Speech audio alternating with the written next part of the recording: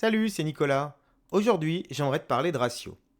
Alors si je te demande de partager 100 euros entre deux personnes, instinctivement, tu auras envie de prendre 100 euros, diviser en deux et de te dire je donne 50 euros à chacun. Sauf que tu n'es pas obligé de faire ça, tu peux faire un partage inégal, donner 60 euros à une personne et 40 euros à l'autre. C'est exactement dans ce genre de situation où le partage est inégal qu'on va utiliser les ratios. On va tout de suite définir c'est quoi un ratio. Alors en maths, un ratio, c'est une comparaison entre deux nombres ou plusieurs nombres de façon proportionnelle, un peu comme si tu faisais une proportion, qui va permettre de partager un tout de façon proportionnelle à ces nombres-là. Le mieux, c'est que je te montre directement sur un partage avec des Legos. Donc imaginons, je suis dans cette situation-là, j'aimerais faire un ratio de 2 pour 3. Ça veut dire que quand je donne 2 Legos à la personne qui est à gauche, je vais devoir en donner 3 à la personne qui est à droite. Sauf que je peux faire ça de plusieurs fois. Donc par exemple, si je redonne 2 Legos à cette personne, je dois redonner 3 Legos à cette personne pour toujours conserver la proportion de 2 pour 3. Donc là, si j'en donne 4, il faut que j'en donne 6. De la même façon, si j'en donne 6 ici, il va falloir que j'en donne 9, etc., etc. Toujours 2 ici, 3 ici. Voyons ça tout de suite sur un exemple. Donc ici, je veux partager une somme d'argent, c'est 255 euros. J'aimerais la partager entre 3 personnes au ratio 3 pour 5 pour 7. Donc déjà, première chose, il va falloir savoir combien de parts il y a en tout. Donc on va additionner les parts des 3 personnes, donc 3 plus 5 plus 7, ça me fait 15 parts en tout. Ces 15 parts, je vais les représenter sous forme d'un rectangle. Donc je vais représenter ici 15 cases qui représentent mes 15 parts. Je sais que la première personne va prendre 3 cases.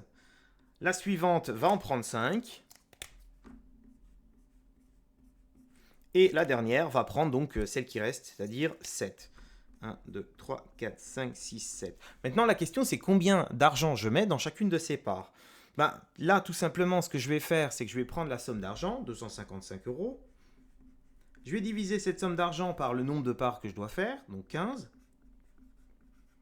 Ce qui me fait 17 euros. Et donc, je sais que chaque case va représenter 17 euros. Et maintenant, il ne me reste plus qu'à redistribuer l'argent parmi toutes les personnes.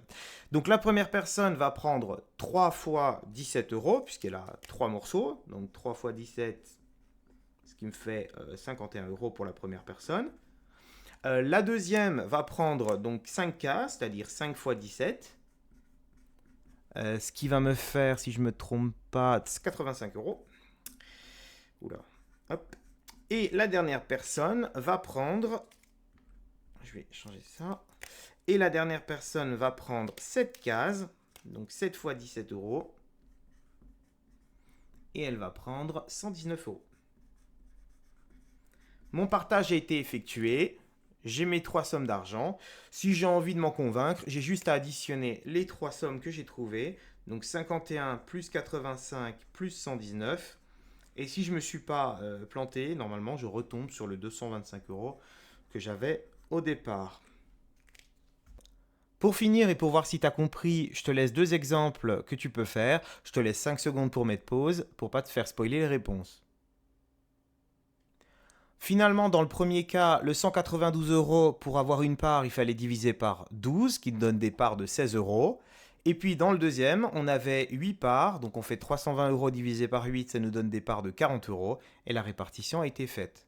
J'espère que ma vidéo t'a aidé, que tu sauras faire tes exercices sur des partages avec des ratios. Ciao!